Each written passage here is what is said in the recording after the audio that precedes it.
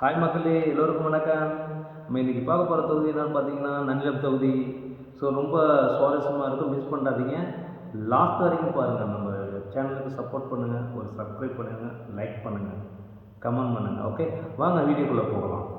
So இன்றைக்கி நம்ம பார்க்க போகிற தொகுதி என்ன பார்த்தீங்கன்னா நன்னிலம் தொகுதி. ரொம்ப விறுவிறுப்பான தொகுதின்னு சொல்லலாம்.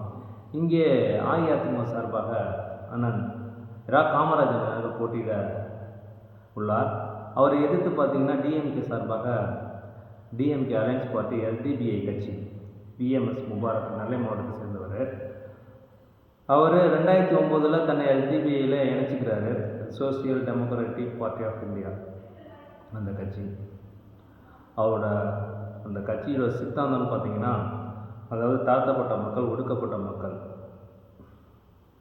அந்த மக்களுக்காக, அந்த மக்களின் முன்னேற்றத்துக்காக ஆரம்பிக்கிற கட்சின்னு சொல்லலாம்.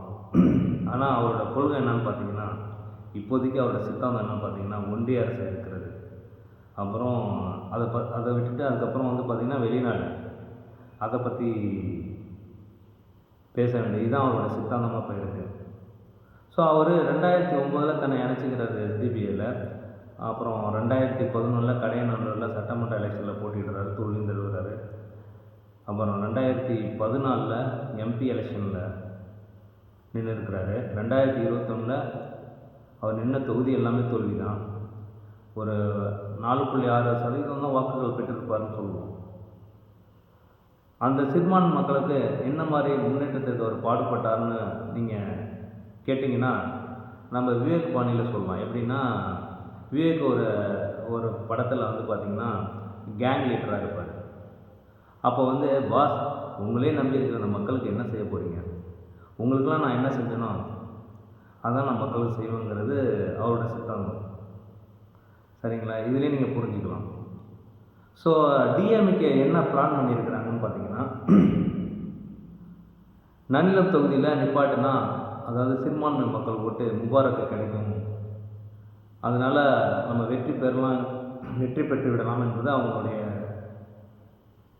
ஒரு ஐடியாலஜின்னு சொல்லலாம். ஆனால் இங்கே உள்ள மக்கள் அப்படி ஏமாற மாட்டார்கள். சிறுபான்மை மக்கள் ஒரு விஷயத்தை புரிஞ்சுக்கணும்.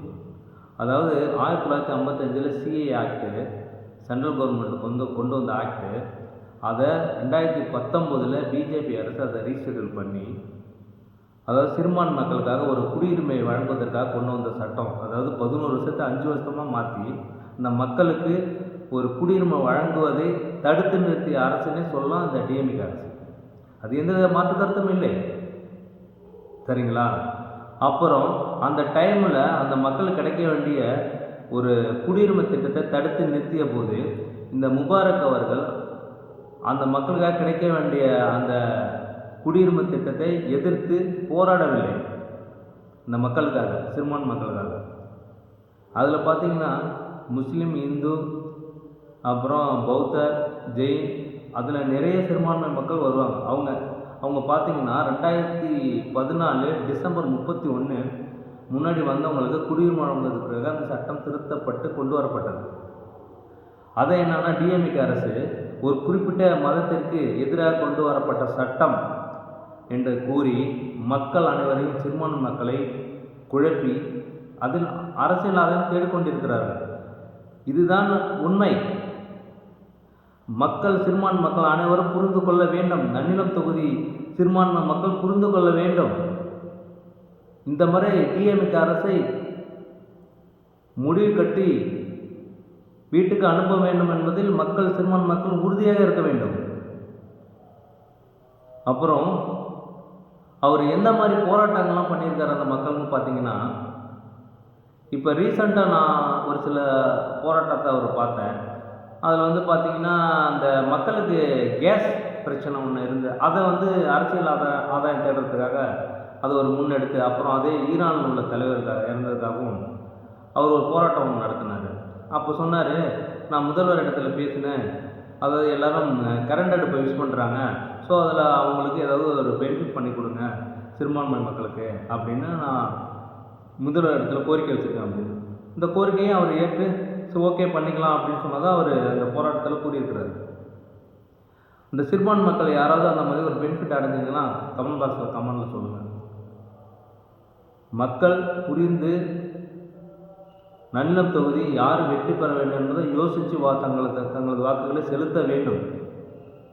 அப்படி செலுத்தினால் மட்டுமே நன்னிலம் தொகுதி அமைதி பூங்காவாக இருக்கும். அது எந்த மாற்று கருத்தும் இல்லை.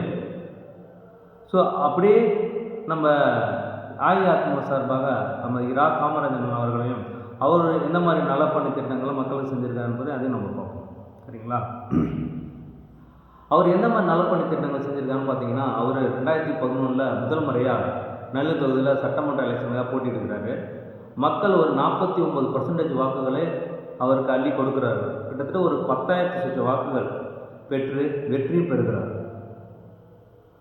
அப்போ நன்னிலம் மக்கள் நம்மளை ஜெயிக்க வச்ச மக்களுக்கு ஏதாவது நம்ம செய்யணும்னு நினைக்கிறாரு.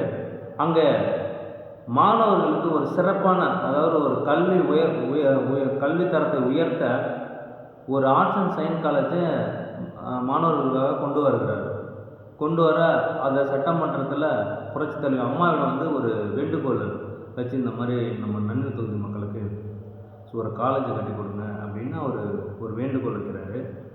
அந்த வேண்டுகோளை ஏற்று அனுமதியும் வழங்குகிறார் புரட்சித் தலைவர் அம்மா அவர்கள்.